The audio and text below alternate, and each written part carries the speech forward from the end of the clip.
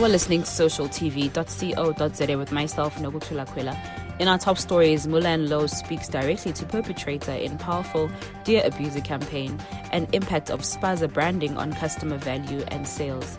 Beginning with our top story, South Africa has one of the highest rates of child neglect and abuse in the world. The stats are truly disturbing. According to a 2015 Optimus study on child abuse, violence and neglect in South Africa, 1 in 5 children fall victim to physical violence. With the COVID-19 pandemic wreaking further socioeconomic havoc over the past 2 years, the situation has only worsened, exacerbated by the resulting lockdowns and children having to spend more time at home.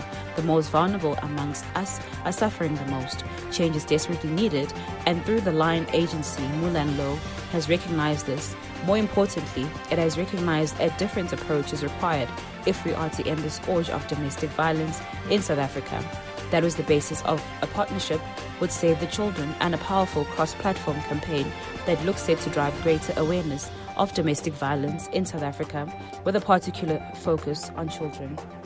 Moving on to our next story, fast-moving consumer goods FMCG brands in South Africa are constantly looking at creative ways to stand out from their competitors, build better relationships with shoppers, and elevate sales. With traditional trade stealing much of the spotlight from formal retail in recent years, brands are now pivoting aggressively into the spaza and wholesale arenas. It is, after all, a low-cost, high-volume, 100 billion rand market. However, the big challenge brand managers and trade marketers have is how to build their brand in an often volatile township environment where retail commodities such as planogramming and large format promotional displays are not formal buying opportunities for brands.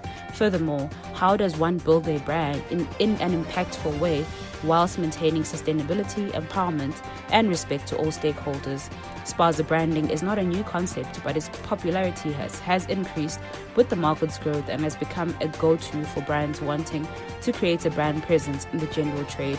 In 2019, Megavision Media, a national branding and advertising company known for retail and wholesale advertising, introduced the Mega Spaza in order to offer their blue-chip brands the opportunity to participate in the traditional trade branding space.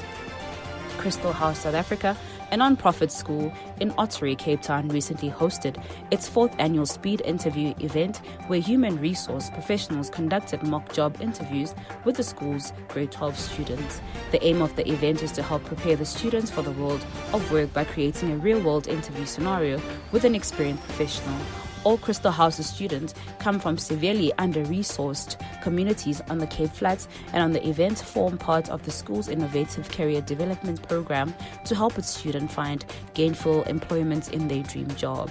As part of the event, the school matched students' careers interested to donor companies that support the school, with a particular focus on technology, engineering, finance, and other leading industries.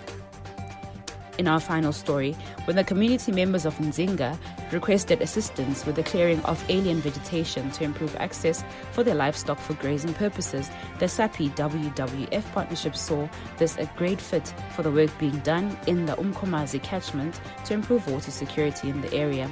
As a result, a team of 10 individuals has identified, appointed and trained to do invasive alien clearing at Nzinga in the area just upstream from Impente, close to Bulwa in KwaZulu-Natal. This project is particularly relevant as we celebrate the World Water Day on the 22nd of March and the National Water Week in South Africa from the 20th to the 26th of March in 2022. And we reflect on the progress that has been made on the SAPI and WWF SA's Worldwide Fund for Nature South Africa Water Stewardship Agreement, which was concluded in July 2021, aimed at improving the water security in the Umkomazi catchment area, which forms part of the southern Drakensberg strategic water source area in KwaZulu-Natal. The catchment serves commercial farmers, subsistence farmers, and domestic users, in addition to SAPI, which has a large footprint in the area thanks to the location of its Seiko mill and 42,000 hectares of forestry land. To recap our top stories, Bulletin speaks directly to perpetrator in powerful Dear Abuser campaign. For more CSI news, you can visit our website at www.socialtv.co.za.